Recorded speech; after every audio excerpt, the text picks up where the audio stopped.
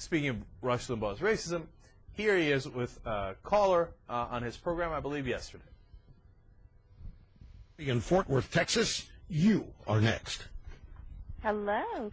I want to know how the Republicans don't need Christians and conservatives, and they think we're 30%, 12% black people in the population, 10% they claim homosexuals in the population.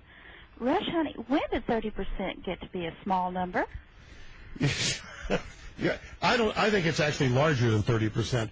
But let me see if I can get your question right. You want to know why the Republicans are willing to say, screw you, to 30% or more of their voters.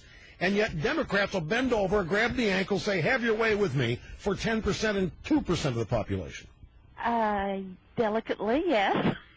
Well, nothing delicate about me on these matters. These are just innocent figures of speech I understand. that I was using. There is an answer to your question. Basic question is, why don't the Democrats say, to hell with you, you wacko nuts in the base, like Republicans do? Mm-hmm.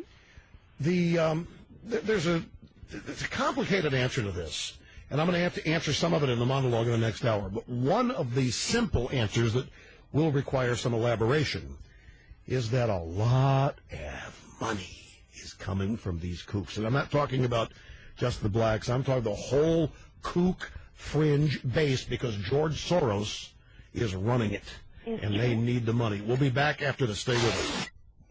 All right. Of course, my favorite part is a lot of money is coming from these kooks, and not just the blacks.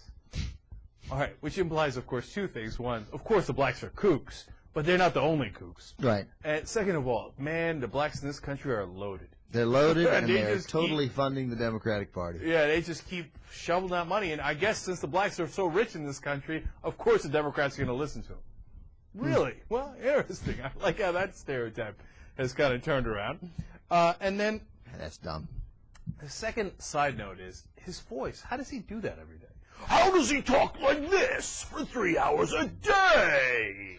Doesn't he get tired of himself? What I found actually most interesting in that clip is it's funny because they feel so betrayed by the Republican Party. You know, we're talking about betrayal earlier. Whereas we feel like, what?